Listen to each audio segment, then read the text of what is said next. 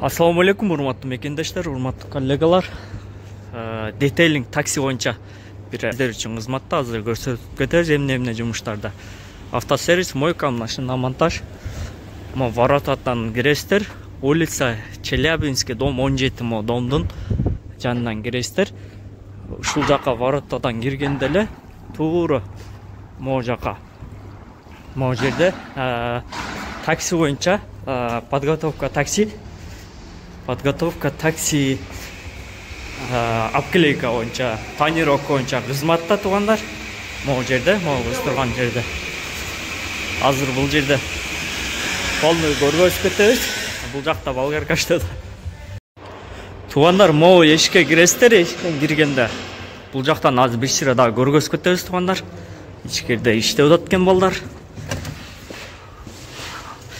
Могу ауйду уже готов экен. Могу чоң кыз. Аты жөнүңүздү айтып кетсеңиз. Меня зовут Надежда. Это мой сервис Бункер Детейлинг. Бункер Здесь Детейлинг. вы можете сделать все, что нужно такси. Ну, то есть отклейку на желтый и белый, полностью оклеить. И поклейка, Яндекс бренд, и тонировки, крыша на черный, и Госполоса. госполоса, так. Сено, скажем сейчас, вот эта подготовка уже готова. Это уже у нас закончили. Ага. У нас получается 14 тысяч. 14, да, вообще? Желтый. На желтый 14 тысяч получается. Ага. А белый, вот серый, кос вместе там. Так, белый 15 тысяч. Белый. Яндекс бренд 2500. 2,5, да? У нас 1500. А тонировка? Тонировка 3000. Ага. Крыша на черный тоже 3000. И материал у нас немецкого качества, Аракал, вот так. Да. Качество, мен да өзүм иштеткем туугандар, качественный аракал. Бул жакта көрүп атасыздар, ошол таксига подготовка полный бар. Келе бересиздер, ушул жерде госполоса, бренд, тонировка, ошондой эле отдельный детейлинг, химчистка дагы балдар менен сүйлөшүп жооп берет. Могу азыр подготовка уже ауди даяр. Көрүнүшү сонун болуп калат экен. И бул жерде дагы свет менен сонун көрүнөт экен. Номерлерди калтырып коебуз туугандар, телефон номерлери болот. Ошондой эле бул жерде отуруп чай, кофе ичип, силердин машинаңар даяр болгу чейин. Друзья, также у нас проводится акция. Мы даем 20% скидку за 2 друзей и 50% скидку за 3 или больше человек. Так что приходите к нам на оклейку, на тренировку и другие услуги. Ждем вас всех. Все. Ассаламу алейкум, урматтуу мекендештер, урматтуу коллегалар. Ура! Роднойго жетпейт го, роднойго. Короче, аккаунтум ачтым туугандар, родной аккаунтум. Вообще сонунда бир причинасы бар, бирок ошону страничке жетиш керек. Может силер дагы билип каласыңар, может жазып каласыңар, может кайрыласыздар. Жанагы аккаунтум блок болгондон бери 2 чалды, братан мен ачып берем. Бирөө чалды, аккаунт бар, даяр иштегени деп. Баарына ыраазычылык билдирем.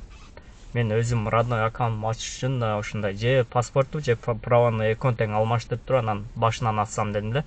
Кытайский ачпай, кытайский ачсам эле блок болуп кала берди. Анан анда ачканым эмне кылып ачтым, группа разбор деген бар. Ошол боюнча ссылка таштап коем, комитет, ошол боюнча силер дагы ачсаңар болот. Көбүнчө парк аркылуу кайрылсаңар, ошолор ачып берет. Акчага ачкандар леби таныш билиш парктар болсо жиберсеңер болот. Мен убактым болбойт туугандар. И мен өзүм жиберип атам, 5-6 балдарын жибердим, бир-экөөсү ачылбады. Кээ биркилерге комитеттен ответ келбеди. Ал бир жерде отуруш керек компьютерде. Комитет менен жазыш керек, ответке чейин дагы жазыш керек. Короче, ошентип атса болот экен. Мен өзүм керек болгон үчүн ошону жазышып аттым, отуруп 5-6 жол жибердим. Ишо балдар дагы жиберген, кимге братан мен ачып берем жибер дегенге. Буга чейин бирөөлөргө да кайрылгам, ачкан эмес.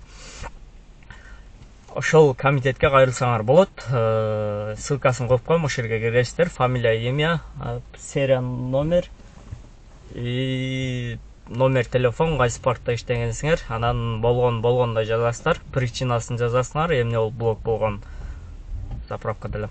Анан полный жазып туруп, болгондой жазасыздар, айтып, мен жазганым, мен өзүм, например, айтайын, өзүм жазганым. Мен уже давно сотрудничать этем, мен 1 жыл болуп калды почти. Эмнеге блок кылдыңар? Уже 1 жыл болуп калды, ачпайсыңарбы деп жазышып аттым, утуру келген сайын результат.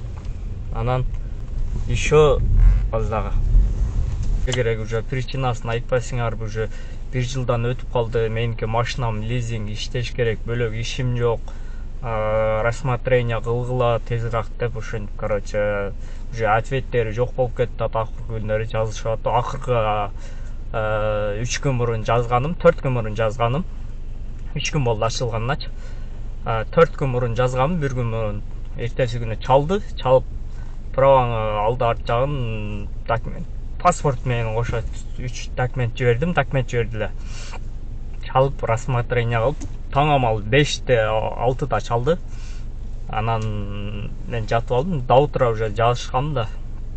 Ошол күнү блок болгондо. Да утра жазышып, эртең менен уже жаттым. 2 саат уктап туруп эле сразу телефонду карасам, уже аккаунт керек болуп калды. Турсам эле аккаунтуң ачылды дейт. Кытайский немелерим дагы ачып коюптур, бирок олар 60 күнгө блок. И оригинал вечный ачып коюптур. Анан бир причинасы Комфорт Плюсту без причинали 6 айга блок кылып коюптур. Яндекс менен жалыштым. Эмне үчүн 6 айга блок кылып койсоңор, причинасын айткыла, же ачып бергиле, эмне болуп атат деп. Ошол боюнча 6 айга уже 13 апрелге чейин блок экен. Баш катып атат эми, кандай кылыштым. Может, эмнеде ачкандар бардыр, жазышып койгула, же чалып койгула, WhatsApp номерим. Анан өзүңөр да туугандар кайрылсаңар болот, описанияга таштап коем.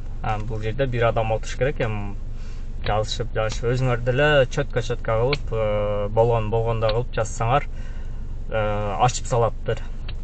Ошон үчүн азыр Яндекске водительдер керекпи, ошондой же ошого водительдер азайып кеткенби? Ошого ачып атат, группа разбор комитетке жиберген сайын. Анан бүгүн эми ишке чыктык элек, чай пай ичип, саат 10 болду. Бүгүн число 2-си. 13-үнө чейин эми комфортто иштешибиз керек, лизинг төлөшүбүз керек. Мына 8-чи ай кетип атат уже. Анан паркка кошобуз туугандар, парк Аламаль, ошондой эле Кисарт, кытайский аккаунт и справка судимиз аккаунтка кошуп беребиз. Номерге кайрыла бересиздер. Каналга жазылып, класстык басканды унутпаңыздар. Ушуну айтып коеюн деп, кимдерге керек болсо кайрылып коеюн. Короткий видео. Видео дагы азыр редко чыгып атат, билесиздер. Иштеш керек биякта, семья, 3 балам менен, машина, лизинг, квартира, биякта жеп ичкен көп кетет, билесиздер. Анан колдоп кеткениңиздер үчүн баарыңа аккаунт боюнча көргөзбөй кетипмин туугандар. Мынакей 3 күн мурун иштеген, мына аздагы кичине яркысын азайтайын. Аккаунт боюнча көргөзүп кетейин туугандар. Мынакей 492, активность 82, 100 болчу эле. Кече 1-2 пропуска эткенбиз. Анда бронзадабыз. Мо достижение 11. 5000ден нары поездка экен, бир 7-8 миң болуп калса керек. Пятерочкадан 2000 нары 500 койгондон. Сотрудничество Яндекс менен 7 жыл болуп калыптыр. 7 жыл, могу 8-чи жылга моундай болуп туруп, черный болуп турат, кийин ачылат да, 8-чи немеде 24 сентябрь дейт го, ошондо 7 жыл болуп тур, кийинки айга, кийинки жылга ачылат да. Анан могу жерде Комфорт Плюс вообще басып өтөйүн десем, Комфорт Плюсту пройдите тест деген бассам, поддержкага жаз деп чыгып калыптыр. Поддержкага жазсаң, антип причинасы ошол жабык экен. Бизнеске тапшырып водительді ачып алайын десең, трезв водитель. Комфорт плюсың жабық болса, бизнес ачылбайт деп чалып, тесттен өтіп, запись болдым эле. Эртең мененкиге Яндекстен чалып, сен тесттен өтүп неме кылсаң деле комфорт плюсың жабык экен 6 ай. Ошо ачылганда анан тесттен өтөсүн, башынан запись болосуң деди. Комфортто пока иштеп турабыз, ама жаңы жылга чейин көрөбүз. Жаңы жылга чейин иштер жакшы болот. Антайын анан өзүбүз комфорт машина алып туруп болсо да муну бизнеске арендага берет окшойт, ошондой выгодныйраак болот.